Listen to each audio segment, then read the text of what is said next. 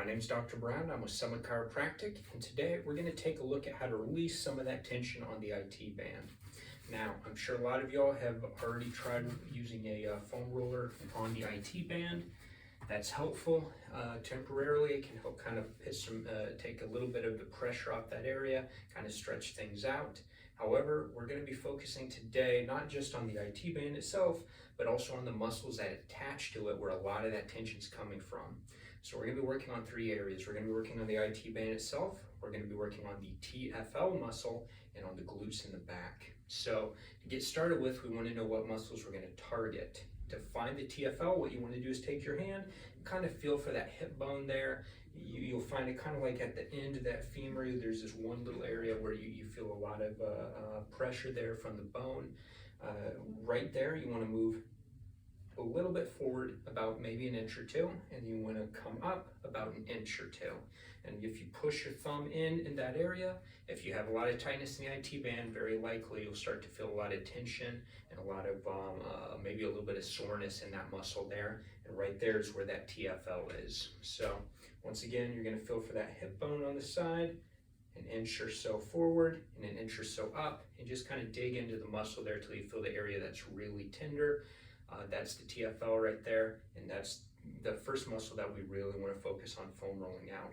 The next is the glute. So if you go from that same bony prominent center of your hip, if you move back maybe 2-3 inches, right in there is where we really want to focus on the glute, kind of focusing on the edge there. So with your foam roller ready, first thing we're going to do is roll out the IT band itself. To do this, you're going to place your one leg in front.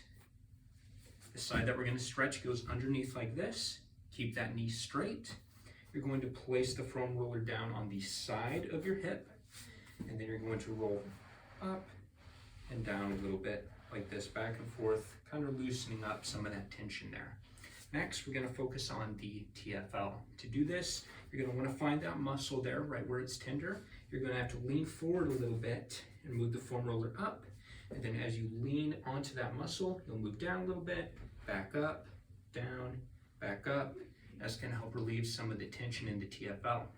To do the glute, we're just going to lean to the other side and then up, back down, up, back down, working on the muscle. If you find one particular area where it feels like there's a muscle knot, where there's a lot of tenderness there, where there's a lot of tightness, focus on that area for a little bit, kind of place extra pressure there, work out the knot, work out the tension a little bit.